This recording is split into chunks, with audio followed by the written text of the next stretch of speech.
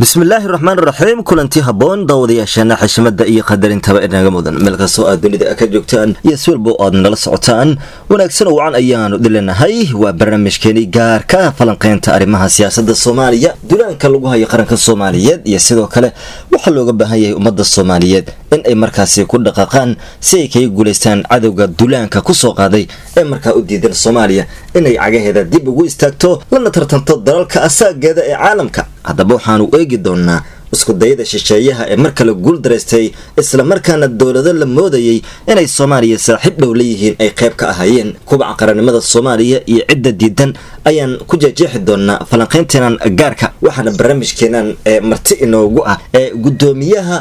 midowga dhalinyarada Soomaaliyeed ee dan qaran mudane Cabdiruuf aad baan ku salaamayaa dadweynaha waxaanu dabcan u sheegaynaa inay barnaamijka ay qayb ka yihiin oo wixii afkaartooda ah ay noogu soo gudbiyaan qaybta hoose ee faalooyinka muuqaalkana sidaas leeg noogu sartaan Cabdiruuf aan ku salaamayaa mudane gudoomiye dadka Soomaaliyeed inta badan waxaad ku wacyigelisaa wadaniyada horumarka iyo dawladnimada soo kobcaysa inay ilaashadaan saran iyo soo dhaweyn bacdigeeda sida imika la arkayo duulaan ayaa mar kale soo qaadeen kooxihii shisheeyaha adeegsanayay qolo siyaasiyiin sheegta marka fashilka mar kale guul dareystay iyada oo kiisas aanay waxba ka jirin la marayo iyo ra'yigaada saliimka xabdi walaalaad baan ku salaamay adiga dhammaan dadka shacabka Soomaaliyeed afeeda ku gaar ahaan waxaan si khaas ah salaamay kuwooda waddanka dhiigoodu Soomaali nadiif yahay aad baan in Israa'iil dhamaantiin adiguna waxaan kugu dhiirigelinayaa sida shacabka TV saad ugu heelantihiin uguna baraarugsantihiin waaqaca lagu jiro iyo xaaladaha waddanku marayo iyo silsilada iyo sooyaalka taxanaha taariikheed qormi doona maanta aynu marayno safiican haddaan guda galo mowduucayga ahaa sidoo aragtaa arrimaha siyaasiga maanta iyo wadamada shisheeye ku boobay in maanta qaranka Soomaaliyeed lagu bahdiro lagu karaamatiro hatta wixii ay ku sheegi jireen international law sharciyada caalamiga ah waxa kamid ah inta badan in qaranka madax banaandiisa iyo mabkiisa inaan lagu maartay aan gorgorta laga gadtirin taas hataa waxaan oran karaa maysan xeerin saraakiishii Soomaaliyeed oo nooc kasta ayaa lagu bahdiray wadamada dariska ee qaarkeed wadamada ay dariska nahay madax banaanidii waddankana waxba looma harin taasna qorina Soomaaliya laguma ridayo gartaal laguma garaacayo Muqdisho waxa loo adeegsanayaa dad Soomaaliyeed oo qabaa'ilka Soomaaliyeed kala duwan ka soo jeedo oo waddanka laga yaabo inuu sumcad ama darajo iyo maqaam sare ka gaaray ilaa darajada passport diplomatic waddanka dhexdiisa inuu qaato marka waxaan kaasi shacabka Soomaaliyeed inta ku baraarugsanna waxaan leeyahay waddanka kani waa waddan lagu soo duulay mana aha waxaan inagu imikayno arkayna daawanayna leena hebel iyo hebel baa isaya ma aha waa wax ka weyn runtii aragti aad uga weyn weeye taas marka waxaan oran lahaa horta marka koobaad shacabka Soomaaliyeed ee karaamada iyo qadarinta iyo xushmada mudanow waddanka kani waxa aad isku haysaan hebel iyo hebel ma aha indihiina inta badan dadka aragtida gaaban qolada siyaasadda ka faalooda waxay ku matalaan yiraahdaan hebel digsi baa madaxa ugu jiro inta digsiga hareerihiisa labadiisa loo dhaxoodu eega marka maanta tani maaha maalintii la oran lahaa waxa weeye hebel iyo hebel iyo xisbi hebel sumcaddii qarankii Soomaaliyeed baa lagu soo duulay wax kalena waa 4 sano ee maanta uu shaqeynayo sumcad Soomaaliyeed iyo maqaamkii Soomaaliyeed loo oran jiray ayuu waxa weeye ay shaqeynaysaa waxaad ogtahay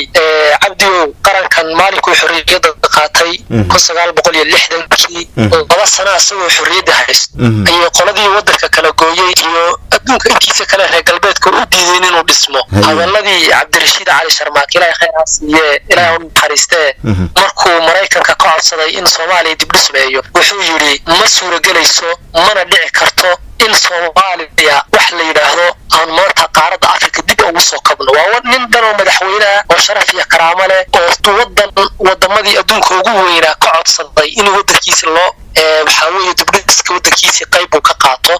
waxa kamid ah erey ka soo baxay ereyga uu yiri oo maxaad ka wadaa uu yiri wadamada geeska Afrikaba soo adiga taageeraya garab siinayo ereygi marka ka soo baxay loo jeedo madaxweynaha Mareykanka waa 1962 waa laba sano xorriyad haysanaa in ka soo baxay waxa kamid ah laba 10 milyan waa 10 milyan oo dollar bas 10 milyan oo kaashanayo gal markaa jalka looranay asagoo kaashanayo iyo yabantii koonfure ayaa wuxuu yiri marka 10 milyan baan siin 10 milyan laakiin shuruud waa in aan loo adeegsanin buu yiri dhismaha cudud military oo ciidan iyo nidaamka kale dawliga laakiin loo adeegsado 10 milyan gudaha afayriska amniga gudaha bas waxay ku tusinaysaa marka Cabdillah waaga 62 oo laba sano ay xorninkii marka ilma wiil yar oo jiifo hadaad laadayo inaad aan qarisaba u diiday markuu koro ee waxaad ka sugtaa waa in wasii kula gaalo marka maanta inuu qornayo 21 marayno waxa weeye maraykanka bas ma adduunka dhamma ma og maanta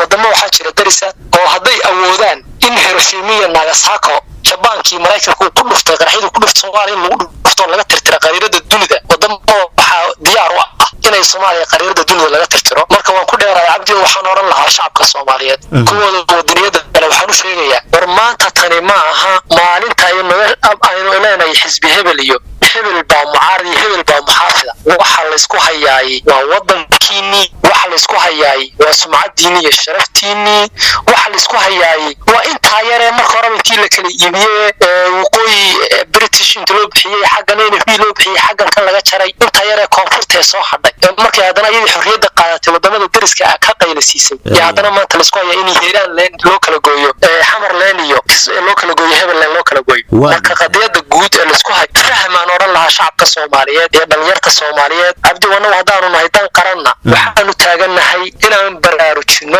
kuwa miskaxdooda ay kobcatay ee Soomaaliyeed dhalinyarada jiilka cusub ee iskuulaadka iyo macaahidda iyo madaarista ku jira inaan kobcino miskaxda kobcino ururada bulshada inaan kobcino dhammaan bulshada Soomaaliyeed garaadkooda iyo miskaxdooda iyo dareenkooda iyo shucuurtooda inaan ku kobcino ku adabino ku anqarino wadaniyad Soomaaliyeed iyo wadanka kani inuusan hayn mid gorgorta laga galo sumcad iyo sharafta wadanka kan asbaa la dhawarno Cabdi waa gartay ugu dambeyn waa qaybaha barnaamijka ayaan ku guda jirnaa dabcan madaxweynaha jamhuuriyadda federaalka ee Soomaaliya mudane Maxamed Cabdullaahi Farmaajo duulaan far badan ayay ku hayaan sida dadka intiisa badan aqrayaan adiguna aad intaba sheegtay sanadii ugu dambeeyay ilaa waqti xaadirkan oo dalka doorasho uu ku jiro mar walbana la soo ababulaya kiis aanay xaqiiqba ahayn balse dadka qaarkii lagu qaldayo sababta ay dalalkan cadawga ku ah Soomaaliya ay madaxweynaha dagaalka ugu hayaan bal maxay tahay ninka kan muxuu kaga duwan yahay madaxdii hore dalka soo martay wuxuu kaga duwan yahay ku sheegay Cabdiyow waxaad horta taariikhdu saan hore kugu sheegayba nolosha bini'aadanka taariikhdiisa waxa la yiraahdaa waxa soo dhacay baa lagu baaraa sidii qofka markuu xanuunsado dhakhtar loo geeyo laab loo geliyo mashiin loo geliyo ayaa nolosha bini'aadanka markii nolosha caadiga bini'aadanka waxa laabwa waxa la soo maray dunida soo martay in madax dalka kamida iyo siyaasiyiin dalka kamida iyo dad wadanka maqaam ku leh la bartilmaameedsado oo dunida oo dhan ay ugaarsadaan waxa daliil u ah wadanka la yiraahdo Turki aan kugu soo qaatay ninkii ugu horeeyay fasax in la aadimo asagoo 20 sano laga aadimo Adnan Madris aan kugu soo qaatay ninkii la oran jiray asaguna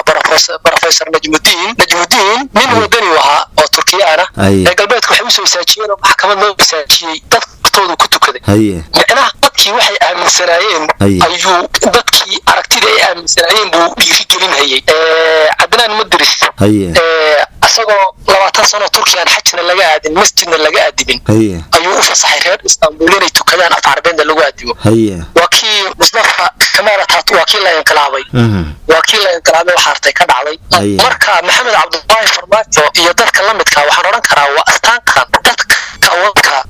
lidka ku aana dadka markay u adeegsanayaan wadanka u dhashay waxay u adeegsadaan ama ay ka soo galaan lambar 1 waxay isku dayaan horta dhaliil inay u yeelaan marka ayada wadanka sumcad ku leh Cabdi waa la socota Fahad ninka la yiraahdo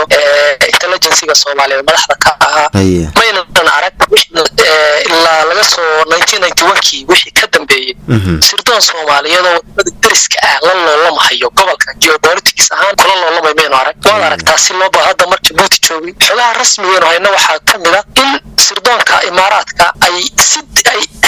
aad u doonayeen inay maxaan ku raadaan khaarajiyaan iyo suuqa kala wadamada hay galbeedka kamida laakiin may suuragelin Farmaajo asna waa la waxaan oran karaa waa siyaasiyiinta marka reer galbeedku ay doonayaan inay cambaar dusha ka saaraan deetana marka iyagu booski baneeyaan ay ku bedelaan marka qofkii ay doonayeen ku bedelaan marka shacabku si ma fahansano waxa weeye siyaasigii caynka ahaana reer hebel buu ku calaamadsan yahay kii xumaaya reer galbeed buteena reer hebel buu ku calaamadsan yahay waxaa jirta oraa hadda ka hor cabdiyow markii wadanku u daakhiliga intayna wadankeenu xorriyadda qaadan ayaa nin Soomaali oo meelaha Yaman ka yimid oo markaa Kristaan ayaa wuxuu ka mid noqday baarlamaankii daakhiliga ee Soomaaliya marka su'aal baa la weydiiyay waxa la yiraahdo nin Kristaan ah tahay Soomaaliduna waa muslim sidee baad ka mid noqotay maxaa ku raada baarlamaanka Soomaalida marka wuxuu yiri dadka iyo dalka ka soo jeedo taa wax ka dastuurna wuxuu yiri dastuur iyo aqliga sheegaysan wax ka bedelan bay aaminsan yihiin waxa la yiraahdo qabiil أنا من هبل أنا يقولي برلمان كريبل بكتير بدكي جرح شيء ليتك كوها قلبات كي جرح أيوة الدول هي مركي وين أنا يصيد وأنا ويران قلبات كي شيء وحوض معين البوس كسره شعب كي سوماليا ده حقوق فلان كون وهبل مركز واش جود هدف وحوها سواش هذا ودي سعبدي وصابت الله وارسله يبدأ فرماجو يفاد iyo dadka la midka inta badan ee muwaadiniinta waxa weeye waa astaantii qaranka iyo dadkii shakhsiyadii Soomaaliyeed hadaafta aynu dunida ama gobolkan ugu noolay inaynu dal iyo dadba intifaacsanno waxa khayraadka wadanka siyaasadda arrimaha dibadda mid gudanaana dunida iyo dadka kale kula noolanno ayay hirgeliyeen that's why loo marka target gareysanayo loo calaamadeynayo ladoon kuwa Soomaaliyeed oo wadanka gudihiisa joogo oo hoteelada wadanka degan oo wadanka maqaam ka soo qabtay inuu iminka inaan aqoon ayaa booskooda lagu bedelaya imisaad maqashay wadan baa inqilaab ka dhaco hebel baa lagu bedelay imisaad maqashay marka wadanka ku xaalad buu maraya xaalad loo baahnaa inaynu tareeno dadka Soomaaliyeed xuquuqtoodu kacdo inta wadaniyada kacdo nidaam la kaco yaa loo baahnaa maanta xaaladii la oran lahaa waa hebel lama joogaan oran lahaa waa gartay ugu dambeyntii bulshada maxaad ugu baaqaysaa mudane gudoomiye bulshada Soomaaliyeed waa su'aal aad u wanaagsan bulshada Soomaaliyeed ama waxaan ugu baaqayaa meel kasta ay joogaan markii hore waxayna la oran jiray Soomaali baynu ahayn maynan aqoon wadankan hadda la yiraahdo ama ogaadeen ama Soomaali galbeed waxa la oran jiray reserve area wadamada kaydka inta badan British Somaliland wadamada ay yiraahdaan hawd iyo Somaliland baa la oran jiray Soomaali bay hayeen gobolada waqooyi bay hayeen NFD-na Soomaali bay anagoo dad Soomaaliyeed oo caanka ah Djibouti Soomaali bay ayaa waxayna loo bixiyay in la yiraahdo Soomaali galbeed NFD maxaan ku raadayay Soomaali British Somaliland Djibouti marka dan kalena marka cidii bixinaysay way joogtaa cidii bixinaysay inay Soomaali kala goyso waa ciidan hadana sharciyada adduunka maanta gacanta ku hayso waxa weeye xuquuq bini'aadamiyeen oo ilaalinayna waa cid hadda aan ka soo sheekeynayeen la inagoo 2 sano curdana ayay diiday in maxaan ku raadayay la dhiso astaan qaran oo Soomaaliyeed la dhiso marka ummadda Soomaaliyeed la war cadawgiini uu nool yahay muu horta muu sataa ogaada in cadawgiisi nool godku ku jira inankiisi taagan iyo qori ku hayana xilli uu iskala saaro oo yiraahdo maxaa inuu isku jir bayna markii halka la marahayo hebel ataameen kala diin hal qof aynu nahay waa markii sida saxda laga hadlo marka ummadda Soomaaliyeed waxaan oran lahaa cadawga hebel oo bani waxaanu nahay qof Soomaali jinsiyadaas aynu ku abtirsan marka ummadda Soomaaliyeed anagu hadaanu nahay ururka midowga dhalinyarada Soomaaliyeed ee dan qaran guud ahaan anoo gudoomiyahooda magacooda ku hadlayo dhammaan ururka qaybihiisa kala duwanna ku hadlayo waxaan ummadda Soomaaliyeed sharafta iyo karaamada leh ugu baaqaya 30 sano ayaynu islaynay in war qabiil iyo wax la mid ah haduu wax tarhayo aragnay sharaftiina iyo karaamadiina gorgortan ha ka gelina hebel iyo hebelna ha u waxaynina qabiil iyo hebelna ha u axanina astaanta qaranka iyo calanka buluuga iyo shanta uu matalaya Soomaaliyeed ilaashada kan oran lahaa aad u mahadsan yahay kaasi waa gudoomiyaha ururka midowga dhalinyarada Soomaaliyeed ee dan qaran isla markaana barnaamijkeenan marti ku ahaa mudane Cabdiruuf gudoomiye aad u mahadsan tahay sida markaasi u baraarujisay ummadda Soomaaliyeedna dabcan waan filayaa in ay kaga mahadnaqayaan aad baad u mahadsan tahay shacabka TV dhamaantiin aad baad u mahadsantiin hawlwadeenada shacabka aad baad waa yahay daawadayaal idinkuna wixii afkaartiina idinkaga adan barnaamijkeenan gaarka ee arrimaha qaranka diradda aan ku saarnay ayaad ra'yigiina saliimka waxaad nagu dhaafi kartaan qaybta hoose ee faalooyinka iyada oo markaasi aan si joogta idinkugu soo gudbin doono barnaamijyo kala gedisan oo xiiso leh oo dareenka bulshada Soomaaliyeed taabanaya si wax looga bedelo xaaladda burburka ee dalka uu ka soo kabanayo qarannimada Soomaaliyana loo garab istaago intaasi haddii aad la garateen muuqaalka leegano saara oo si sheer gareeya si uu u gaaro saaxiibada kale ee Soomaaliyeed waa inuu qaybaha kale ee barnaamijyada soo socda halka kan isha ku haya nabadgelyo